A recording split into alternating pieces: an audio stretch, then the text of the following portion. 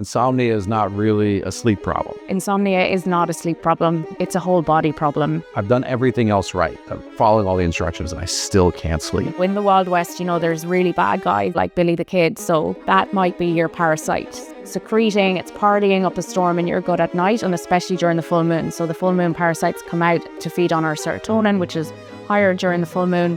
By giving her an estrogen patch, she was actually giving herself more estrogen in a body that had too much estrogen, driving her symptoms wild. For someone with chronic insomnia, it's not always straightforward. There is hope, and your sleep can 100% be fixed. All right, welcome. Today I am with Anne-Marie Boyhan. She's a sleep and insomnia expert who regularly appears on TV and radio. She's worked with dozens of clients to resolve chronic insomnia, and in 2025 was named one of the top sleep coaches in the country by the Sunday Times. I am super excited to have you here, Anne-Marie. Thank you so much for taking the time. Thanks, Jim. I'm delighted to be here. Yeah, I've been looking forward to this conversation because insomnia is such a huge problem. And I've been in the health and wellness world for like 25 years. And when you and I first had a conversation, I was in like absolute awe listening to you talk about insomnia. And I just loved how the conversation went way more than just like red light glasses and like turn off the TV an hour before bed. You bring a really novel approach to insomnia, and I'm really excited to dive into it. Yeah, me too. So tell me a little bit about how, why did you decide, of all of the kind of problems out there in the world that you could help, why did you choose insomnia? Really from my own pain. I had insomnia for 2 years and there was nothing or no one that could help me. I really struggled. I couldn't fall asleep. I was highly stressed. I was in a stressful job. But little did I know that stress really breaks down your body, and there was a lot more going on. So all of the sleep hygiene, all of the advice from everyone, just take magnesium, it didn't work for me. And I was really frustrated. I was a mom of 2. I was working full-time in corporate world and I couldn't sleep. So I couldn't function. I was living off caffeine, energy drinks, the vending machine, chocolate bars to just keep me going. And I needed to do something about it. So I ended up leaving that job, and in that journey tried to find a solution to fix my sleep. And that's how I found functional medicine. Was there a change in your sleep when you left the job, or did it take a lot more work than that? It took a lot more work than that. It didn't change when I left the job. So it wasn't the immediate stress of the job. What I found out later, it was chronic stress over years that had broken down my body essentially. And there's a point where it's like the straw that breaks the camel's back, and in some people it shows up as insomnia and nothing will help. So that's what I found through my journey, and I did lots of research. I read every sleep paper, listened to every sleep expert, tried all the things. I tried training myself. I had Post-its on my refrigerator around what time to go to bed, take a sleepy tea, take magnesium. It didn't work. So my aha moment really was, I heard a podcast, would you believe? And someone who had studied functional medicine was talking about sleep. And that was like, oh my goodness, there's something deeper here. So I ended up changing my life to go and study this. I studied in the US and functional diagnostic nutrition and became a practitioner. And then as part of that, I got to run lab tests on myself. And I found out that there was a whole lot of things going on. I found through a gut test, I found a parasite. I found out I had liver imbalance and I had hormonal issues. So it really was an aha moment, but then a journey in doing the study, doing the work on myself. And then after that, I thought, well, if it works on me, it should be able to work on others. That's amazing. And that ties into one of the things I've heard you say, which is that, insomnia is not really a sleep problem. Can you talk a little bit more about what that means? Yeah, insomnia is not a sleep problem. It's a whole body problem. And it's really one of the first things that I talk about when I meet with people. When someone has a sleep issue, there's no point in treating the symptom. The sleeping meds or the going to your doctor and getting your bloods done. Most people, it comes back, you're fine. It really isn't getting to the root cause. And I know root cause is a phrase that's out there a lot, but in this case, it really, taking a sleeping pill is like a Band-Aid. It doesn't fix the sleep. It just will get you to sleep, but your insomnia isn't gone. So it really is a whole body problem, and that's essentially my ethos in my program. And when people work with me, we essentially get under the hood. It's, we get under the hood of your body. It's like bringing your car to get it serviced and plugging in that dashboard, and you see that all the red lights pop up, everything that's wrong. And then we figure out what's wrong, and then we go about addressing those and getting your body back into balance. So that's one of the first things I teach. It's not a sleep issue. It's a whole body issue. And I love that approach, like grounded in the lab testing. This is when we first talked. One of the things that really caught my attention is that it's not guessing. Like, so in the years of my acupuncture practice, I can't tell you how many times people would say they took melatonin to try to help them get to sleep, and I never saw it work. Like, everybody was taking it and it wasn't helping anybody. And then, it's like you just hear other stories like, oh, I tried turning off the TV. I got these glasses. I stopped caffeine at like after 2:00, and they're just like throwing everything that they can at it, all of these kind of like surface level things. And you're just like, like, can we just stop playing that game? Like, let's get some actual tests here and take a look at what, conventional doctors probably don't even know about, much less consider testing. Yeah, for sure. And there's so much sleep advice out there, and people who have insomnia are constantly Googling, they're worrying about it. It consumes their day. So they're constantly looking for the next melatonin tablet or quick fix that's going to fix it. So there's a lot of advice like that out there. And the traditional advice is sleep hygiene. That's one. The other one is try CBTI, cognitive behavioral therapy for insomnia. But sleep hygiene, to say that to someone who's had insomnia for 2 years or 5 years or 10 years is really insulting, because they have tried it all. They've given up coffee, or they might have given up gluten or sugar. They're doing all the things. They've bought all the really nice blackout blinds. They're doing all the sleep hygiene, and it just doesn't work for someone with chronic insomnia. It is okay for someone who has bad sleep habits and needs to train themselves a little bit, but not for someone with chronic insomnia. And they do come to me really fed up because they're getting this advice from their neighbor or their doctor. And it's really frustrating for them, because nobody understands how bad it is and how much they're suffering. So that's where the theory test, don't guess.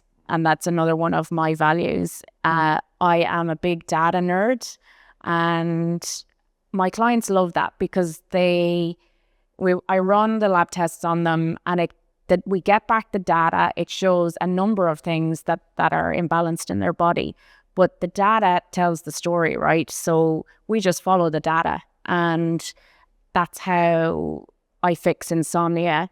So it's really a relief for these people, because they've tried so much, but it gives them answers. And people have said to me, I'm so relieved. I don't care that there's all these things wrong with me, that I'm a mess, but I now have answers, and we now have a roadmap to get better. And even that step, the relief, and my clients say to me, I'm so relieved that now I have a plan, and that someone has given me answers, and I'm not going crazy or been told in the doctor's office or wherever they've been that, it's all in your head. So it's a huge relief and an achievement for them. That's amazing. Let's nerd out just a little bit, if you can humor me. How does the lab test that you run differ from the kind of normal labs that they may just be getting from their Western doctor? Right. So the normal labs, what they test for, so it could be a blood test, or for example, it could be a breath test for H. pylori, which is a bacteria in the intestines, in your stomach. So usually those tests come back, you're fine, they're clear. So they're not looking for sleep markers or insomnia markers. So they are looking for, a doctor will tell you when they go out of range, and that's really when it's gone into disease mode. So for example, on those tests, it might be your thyroid. So thyroid is one of the things I look at, and both types of thyroid imbalance cause sleep issues.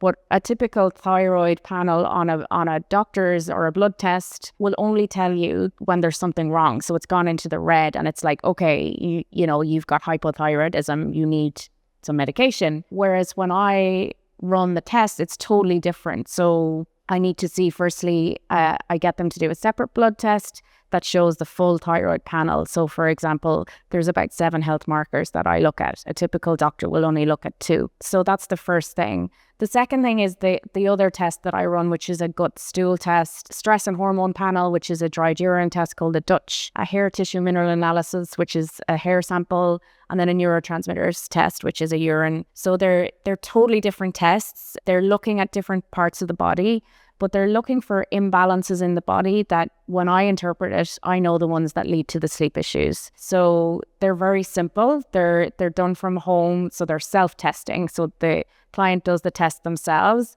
and they're given instructions. And then they're sent back to the lab, and then the interpretation I do when I get the results. But it's very different because, for example, on a gut test, I will be looking for things like, have you any parasites in your gut? Have you any yeast in your gut? Have you low good gut flora? Have you any bacteria? Or have you got leaky gut? So those types of things all lead to insomnia. And you, if you've done the test, might have one, or you might have all 5 or 6 of those. So it's really about knowing what to look for. The other thing that a lot of clients, before they come to me, they have been to a functional medicine practitioner or doctor. But the thing is, they're not a sleep expert with that. So they might just be looking, oh, there's something wrong with your gut here, take some supplements and let's, try and fix that thing. But they're not looking at it with the sleep lens. So it's quite interesting because I do get people who have done all the tests, or they've done the breath test, they've done the blood test, or things like if someone does have a gut issue, they might have gone for a colonoscopy or something really what is considered deeper. But those don't pick up on the same things that, for example, the GI map, which is the stool test that I run, picks up on. That looks at it. It's like a PCR test, and it's so specific. So it will look at certain bacteria in your gut. It's a totally different realm and not recognized by the Western medicine world. So that's kind of the battle I have with sometimes people being influenced by their doctor or something like that. Yeah. And, this whole podcast is about like talking to people that are pioneering health and kind of like leaving the conventional system to, bring answers to people that are looking for help. And I love how you've like doing all this advanced testing and, you're able to give answers to folks that like are just told that everything is fine, everything is normal, right? And like I think that's one of the big things with just Western medicine. A lot of clients that a lot of people out there may not know is that there's a big difference between like what's considered normal on a lab test versus like what's optimal, right? Correct. And and that's why there's so many frustrated people, because they go to the doctor's office and they're told everything's normal. And they walk out of there, but they know there's something wrong, or they feel there's something wrong, or they feel they're broken, but they don't get the answers. And typically someone has gone to multiple doctors or consultants or even other practitioners, maybe hypnosis or a nutritionist. So they've gone to multiple people to try and resolve this issue, but they have never gotten to the root cause. So they're very frustrated. They're really, it's not just the biological issue, which they don't really know they have, but it's the psychological stress that comes with that and being told everything's normal, but you're not normal because you're not sleeping. So some people are in a bad way, and they might have been not only prescribed sleeping medication, but they might have been prescribed antidepressants or benzodiazepines or anti-anxiety pills. So, but they know they don't have those issues, but sometimes they've been given these as a solution when that person that's giving them doesn't know what else to do with them. And I've had people that tell me, my doctor doesn't know what to do with me anymore. I keep going to him or her and they're like, they don't know what to do with them. So it's really frustrating. So they are, when they meet me, I've heard the words, you've given me hope. I'm so relieved. I'm not going crazy. So it's really, I feel so proud of the fact that I can help these people. It's so personally satisfying to be able to do that. That's incredible. When you talk about the lab tests that you're looking at, and especially people that have been down the functional medicine path, maybe this isn't a great comparison, but it sort of reminds me of like those cooking shows where like everyone has the same ingredients, and you're just like, they don't know, this person doesn't know how to make this like amazing thing with these ingredients, but you do, right? And so it's like being able to say, okay, noticing how these different systems interplay with one another, and how they're connected, to me is so fascinating, because so much of Western medicine, and even to a certain extent functional medicine, people like they just sort of know what they know, and it's very kind of like a tight domain. But you have this ability to take a look at multiple systems and noticing how each one kind of connects back to their insomnia. What do you find is like let's talk about the gut, right? So if someone comes back with some gut issues, what is that, the first part of that treatment kind of look like? The first part of the treatment is the data. So the finding what is going on in your gut. So that's a stool test, as I mentioned, and that can reveal, for example, Helicobacter pylori. It could reveal parasites, although sometimes parasites don't show up in the test, so we look at something else to see.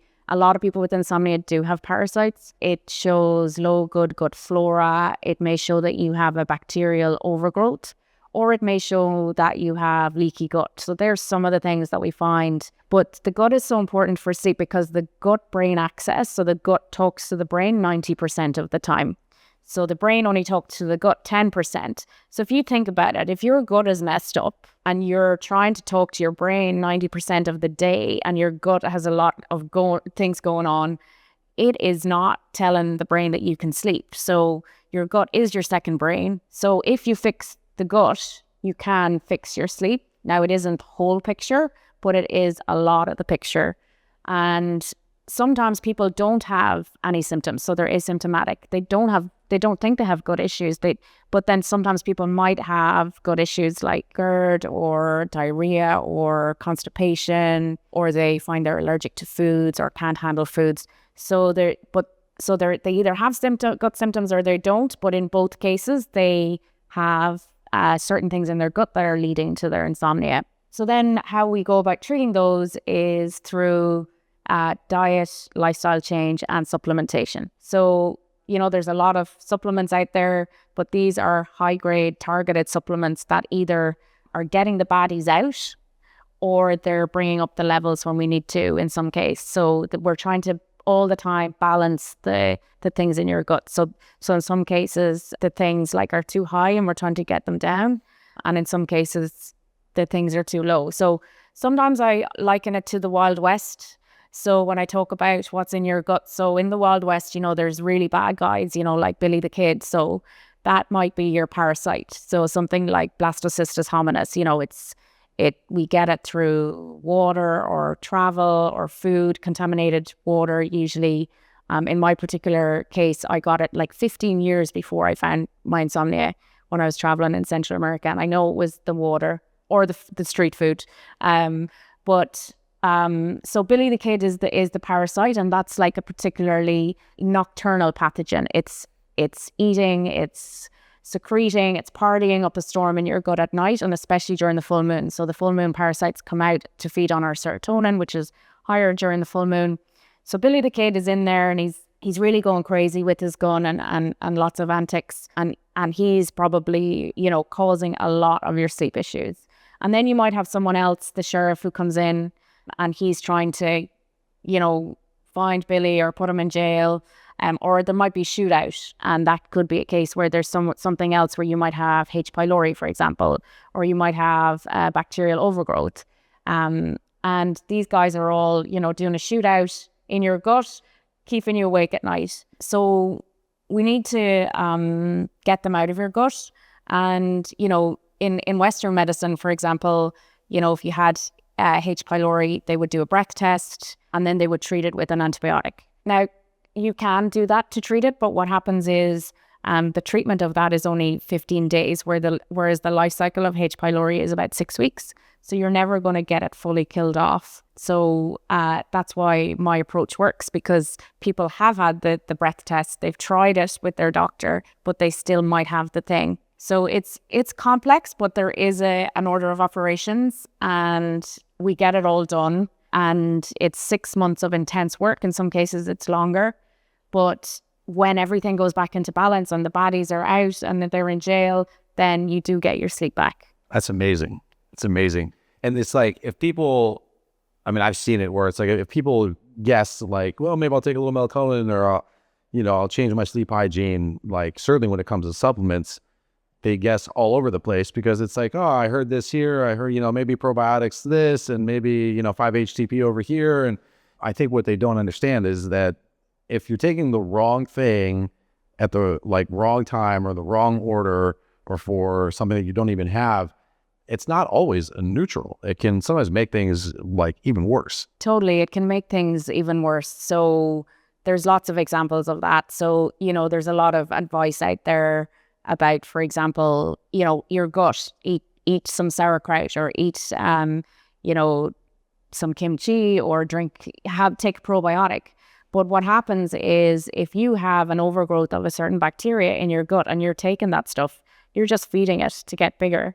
So the other thing, the melatonin tablets, we produce melatonin in our bodies anyway. So it's going to work for some people, maybe for a short time. But if you have enough melatonin in your body, you take a melatonin supplement, it's either going to make you groggy or give you really vivid dreams, or, not work. So it really is about getting all of the data, and then addressing each one. Because like that, if you only take the one thing, you may not have it, as you said, or you're doing the wrong thing with it. You're driving your insomnia worse. So I have an example of a female client. This is why I really believe in the test, don't guess. A woman in her early 50s, had just started menopause, and her doctor handed her HRT, which was estrogen, an estrogen patch, and some progesterone. But the doctor never checked around her symptoms. So the thing about it is,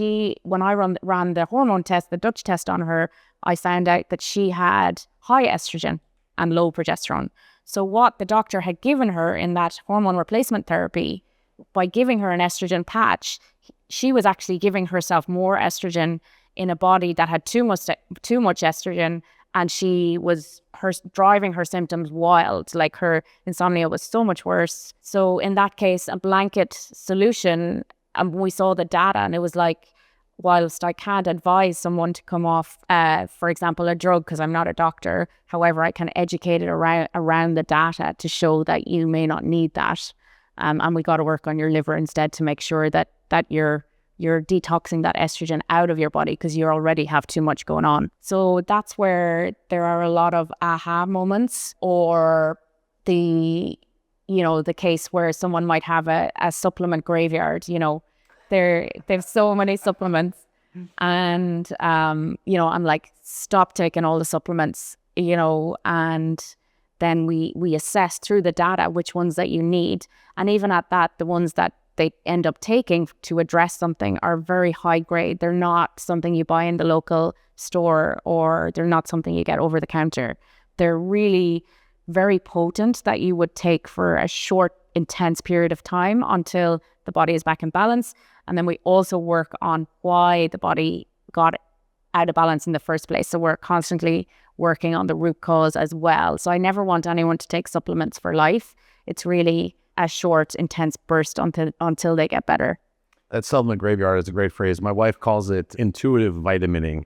You open the cabinet and you're just like, what do I feel like I might need today? And it's like, it's such a haphazard and terrible approach. It's pretty wild. Yeah. And, I get it. The supplement industry is huge, and you hear all this advice and things that my clients say to me, Andrew Huberman podcast said, take this, and I'm going, no, so people, they are searching for answers. So they're desperate, and they have bought a lot of supplements, or their friend or someone has recommended it, so they do think it's the answer. So that's where the test don't guess, and the data really is powerful. One of the themes that we see on the show a lot is the shift from kind of blanket, one-size-fits-all treatment that you generally will get on allopathic Western medicine, to this much more personalized, customized, and really adaptable approach to medicine, right? Or to treatment,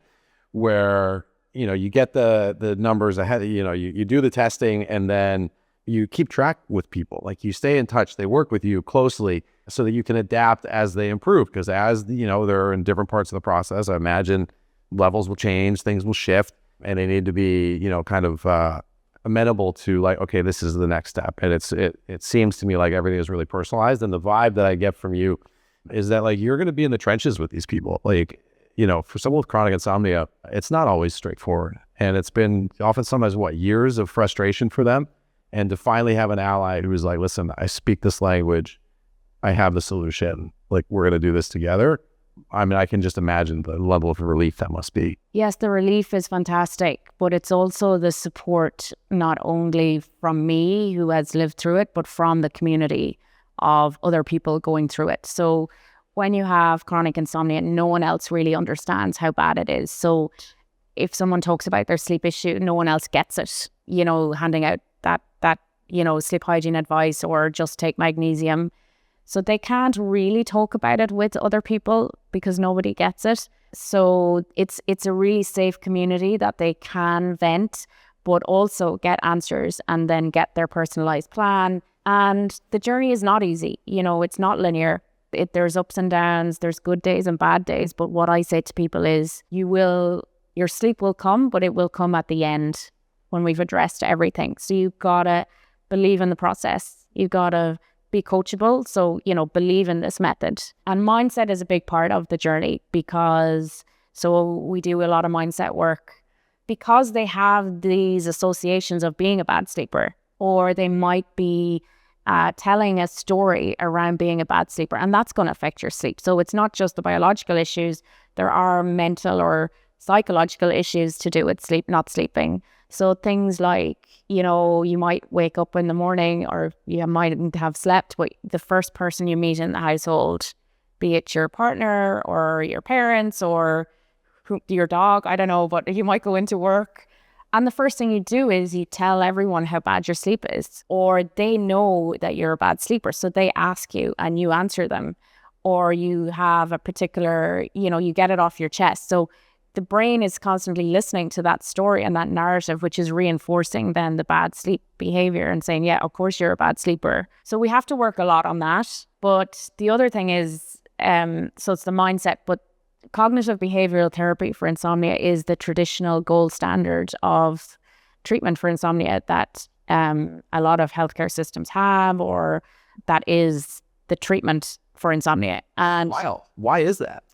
So it's really odd because, as I mentioned, the sleeping pills don't work, or they'll only work for a while. So cognitive behavioral therapy for insomnia is when it's a behavioral issue. So it's when you have bad sleep habits, or you are going to bed really late, or you've really gotten into a bad pattern of not sleeping. So that will only work for you if you have a behavioral issue with insomnia. But a lot of the people that come to me have already done cognitive behavioral courses or app. There's an app by one healthcare system in one really big country that's their treatment for insomnia. It's an app, and there's a lot of sleep restriction in that. So if you're awake for more than 20 minutes, you have to get out of bed and move to another room. And for people who are not sleeping, to ask them to do that sleep restriction is torture. So I don't know why it's the gold standard, because for the people that come to me, it doesn't work for them.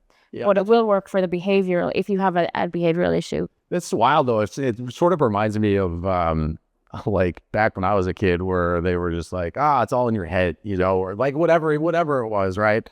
And I feel like we've gone so far now in just the arc of the medicine and treatments that are out there that, like, we recognize that things aren't in their head. Well, I'm hearing you say that the gold standard is CBT. My first thought, maybe it's wrong, my first thought is it's basically sending the message of like, well, if you just weren't how you were, then you'd sleep better, or it's like if you had a better routine, or if you were just a little less stressed. But that's why I think part of your story is interesting, where it's like, you feel stressed at work, you quit the job, and I'm sure on some level you were like, okay, well, I got rid of this stressor, like my sleep shouldn't get better now, but then it still doesn't, because it's not some of these surface things, right? It's so much deeper than that.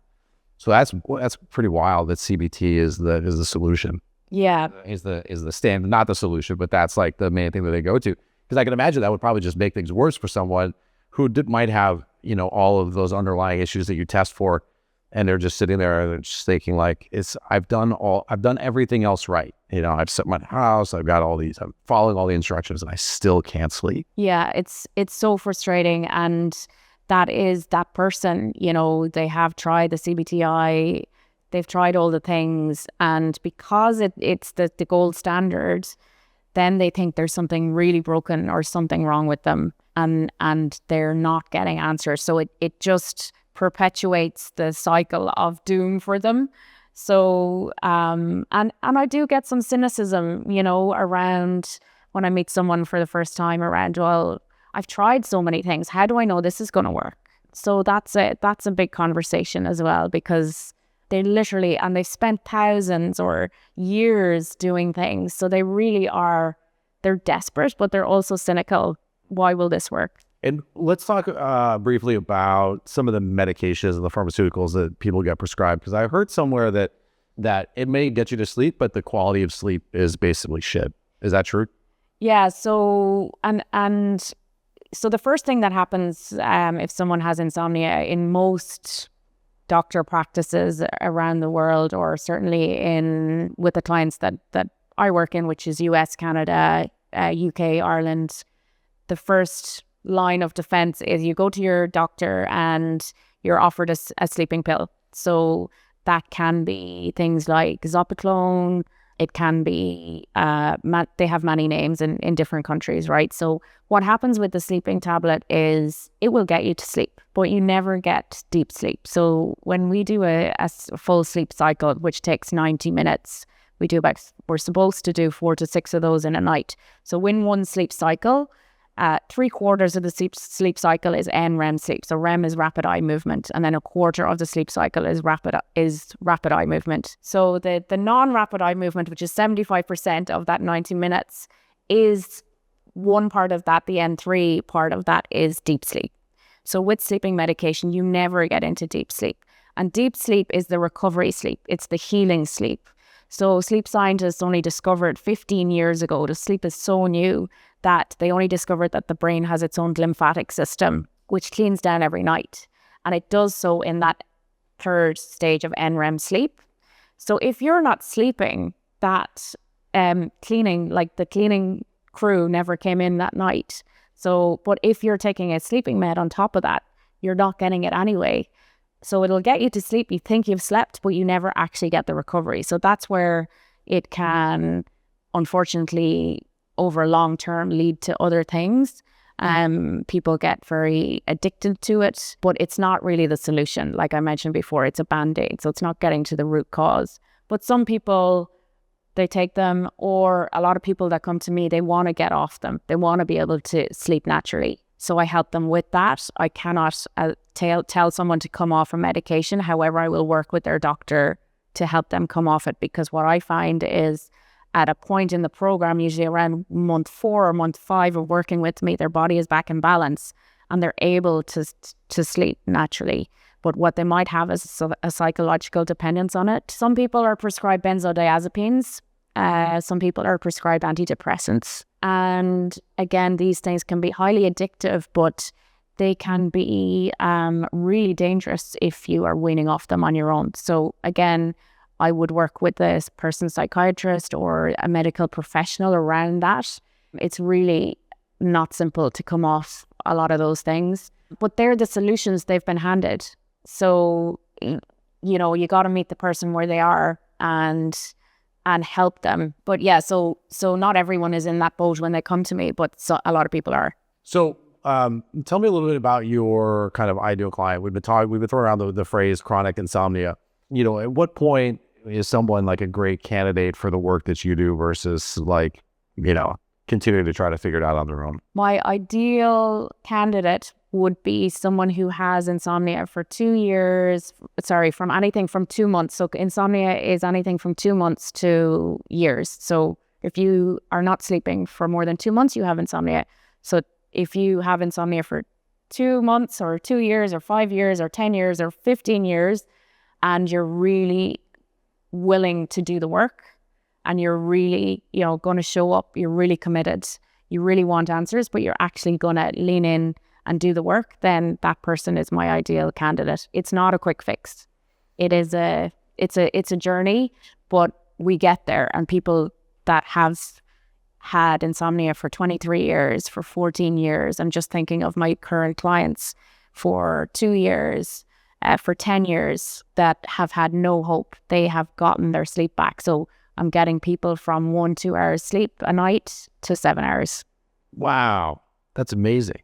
Yeah. So they're in awe, and I'm in awe, but they have looked at the data. We've run the tests. They've done the work to address the imbalances, and they've stuck with it. The mindset, it's going to work. The sleep comes last, but it's going to work. And they get their sleep back. So that's the ideal person. So if you have tried everything and still can't sleep, you've had insomnia for a long time, and you're willing to find a solution and do the work, then you are my ideal client. I mean, there's a reason that if someone's being tortured, sleep deprivation is like the thing they go to, right? And Yeah. so like doing a gut cleanse or, whatever the treatments might look like seems like kind of a no-brainer if it means you're going to get your sleep back. Yeah. And even things like, they've been on sleep studies. And that's another thing that a lot of people, their insomnia is so bad. So their doctor or a specialist will send them on a sleep study, but a sleep study only looks for sleep apnea. So if you have insomnia, it's not going to tell you anything. It doesn't give them a solution. So there's a lot of things that they've tried, or the gut cleanse, but it's in isolation. So it's not going to work. You need all the data. And it is a case of me being a sleep detective, but I am going to leave no stone unturned to find out exactly what's going on with you. Amazing.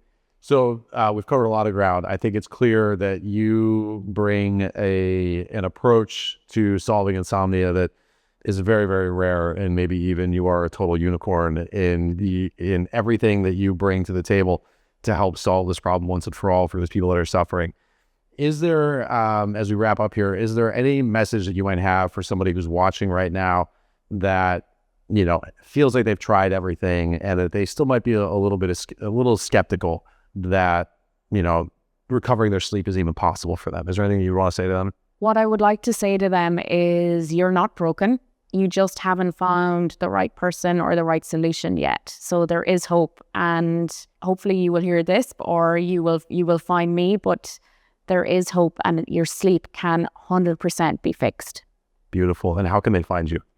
They can find me on easysleepmethod.com, or on Instagram. I am Sleep and Insomnia Queen.